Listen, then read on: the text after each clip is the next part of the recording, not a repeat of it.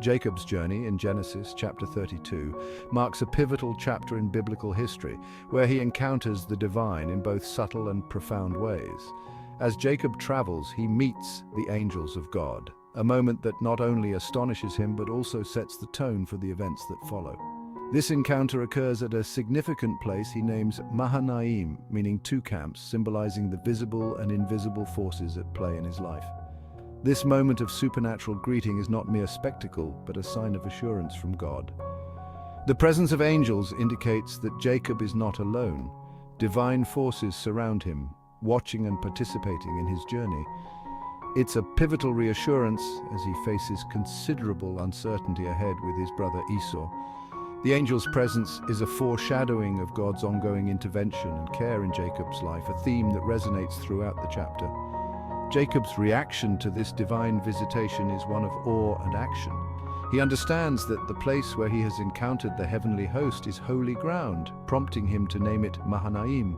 This act of naming is significant. It's Jacob's way of marking the landscape of his life with reminders of God's presence and promises. It's a practice of setting up spiritual milestones which yet help him and us as readers to remember and recognize God's involvement in our lives. In this introduction to Jacob's intense experiences in Genesis chapter 32, we see the groundwork being laid for a story about fear, faith, and transformation. The angels at Mahanaim are not just a comforting sight. They are heralds of the challenges and changes that Jacob is about to face, framing our understanding of the dramatic encounters that follow. As Jacob continues on his journey, the shadow of a looming confrontation with his brother Esau grows ever larger. Years earlier, Jacob had deceitfully taken both Esau's birthright and his blessing, which led him to flee from Esau's wrath. Now, as he returns to his homeland, the fear of retribution from Esau haunts him, illustrating a profound human emotion, fear in the face of facing past wrongdoings. In response to this fear, Jacob employs a strategic approach by dividing his family and flocks into two separate groups. This division is a tactical move intended to minimize potential losses should Esau attack. It's a clear demonstration of Jacob's growth in terms of leadership and crisis management, yet it also highlights his lingering reliance on human strategies to solve spiritual crises. Jacob's approach is double-edged. On one hand, it showcases his prudence and practical wisdom in protecting his family. On the other, it exposes his deep-seated fears and his struggle to fully trust in God's protection. This duality in Jacob's strategy sets a realistic picture of faith that fluctuates, a faith that is not yet fully matured, but is nonetheless active and responsive. Furthermore, Jacob's actions here mirror his inner state. The physical division of his camps reflects his internal division, torn between reliance on God and reliance on self. This strategic maneuvering ahead of facing Esau not only sets the stage for the physical encounter, but also deepens our understanding of Jacob's spiritual and emotional state. It's a vivid illustration of how our fears can lead to complex behaviors, often mixing wisdom with worry. Jacob's strategy in dealing with the fear of Esau is a critical element of his journey. It shows his human nature, fraught with complexities and contradictions, much like our own. His attempts to manage his fears through strategy provide a relatable and insightful look into the challenges of walking in faith, especially when past mistakes haunt us and future uncertainties loom large. Amid his preparations, Jacob finds space for spiritual surrender through prayer. His prayer in Genesis chapter 32 is a profound moment of vulnerability and dependency on God. He begins by reminding God of his promises, acknowledging his kindness and faithfulness. Jacob's prayer intensifies as he expresses his fear of Esau, admitting, "I'm afraid he will come and attack me." It's a moment of raw honesty where Jacob lays bare his fears and seeks divine intervention. This prayer marks a shift from relying on his own strategies to seeking God's intervention. It's an act of humility and faith, recognizing that his efforts are insufficient without divine power.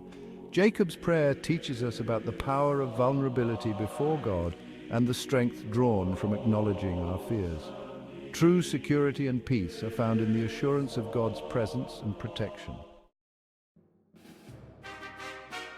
Following his prayer, Jacob takes a more tangible step towards reconciliation with Esau by preparing a strategic series of gifts. These gifts, consisting of hundreds of animals, are not mere tokens but a calculated gesture meant to soften Esau's heart before they meet. This act of sending gifts ahead of his arrival is both a diplomatic move and a tangible expression of Jacob's desire for peace. The selection and sending of these gifts are carefully planned. Jacob instructs his servants on exactly how to present the gifts to Esau, emphasizing the importance of each detail in this peace offering. This preparation shows Jacob's thoughtfulness and his understanding of the power of a well-timed and generously given gift. It's an ancient form of diplomacy, aiming to communicate repentance, respect, and a desire for reconciliation. However, these gifts also reflect Jacob's lingering insecurity and his attempt to control the outcome of his impending encounter with Esau. While the gifts are a gesture of peace, they are also a shield, a way for Jacob to protect himself by appeasing Esau's potential anger. This duality in Jacob's actions, combining faith with practical measures, mirrors the complexity of human emotions and strategies when dealing with conflicted relationships. Furthermore, the act of sending these gifts sets the stage for an important biblical principle: the power of giving as a precursor to reconciliation. By sending these gifts, Jacob not only tries to protect himself, but also takes a step towards mending a broken relationship. It's a move that highlights the importance of taking proactive, tangible steps towards peace, even when the outcome is uncertain. Jacob's preparation of gifts for Esau is a multifaceted strategy that blends diplomacy, repentance, and a practical approach to conflict resolution. It serves as a reminder that while faith is paramount, it does not preclude us from taking thoughtful and deliberate actions to mend and heal our human relationships. This story element underscores the idea that faith and action must often work hand in hand to bring about reconciliation and peace. The climax of Genesis 32 is Jacob's mysterious wrestling match with a divine figure, traditionally understood as God or an angel. This nocturnal struggle is a spiritual turning point in Jacob's life. It unfolds when Jacob is left alone, signifying a deeper internal confrontation. Jacob wrestles until dawn, refusing to let go even after his hip is injured. His persistence highlights his deep desire for a blessing.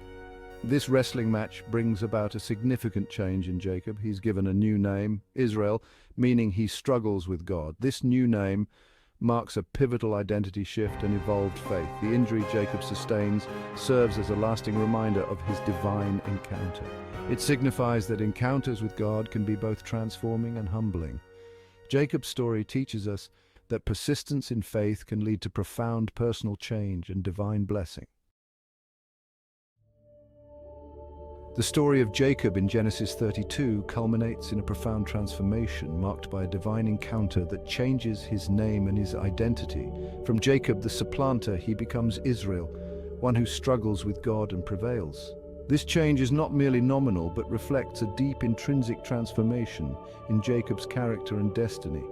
Throughout this chapter, we see Jacob evolve from a man driven by fear and self-reliance to someone who actively engages with the divine, seeking not just to survive, but to be blessed and transformed. His journey through fear, strategic planning, earnest prayer, thoughtful gifts, and finally a physical and spiritual wrestling match illustrates the complexities and depths of a faith journey. The lessons drawn from Jacob's story are timeless. They teach us about the importance of facing our fears, the power of vulnerability in prayer, the strategic use of diplomacy in conflict resolution, and most importantly, the transformative potential of direct encounters with God. Each step of Jacob's journey offers valuable insights into the dynamics of human-divine interaction and the profound impact it can have on our personal growth and spiritual evolution. In conclusion, Jacob's transformation in Genesis 32 is a narrative rich with themes of fear, faith, and divine intervention. It serves as an inspiring reminder that our struggles, whether internal or external, are not just challenges to overcome, but opportunities for profound personal transformation and divine blessing. Jacob's journey from fear to faith, culminating in his wrestling with the divine, offers a powerful blueprint for our own spiritual journeys, encouraging us to embrace our struggles with faith, courage, and openness to transformation. Jacob's story in Genesis 32 is not only a historical or spiritual recount, but a vivid, relatable narrative that continues to inspire and guide many in their faith journey today. As we reflect on his experiences, we are reminded that, like Jacob, we too can navigate our challenges with faith and emerge transformed. bearing the marks of our divine encounters as we continue on our paths.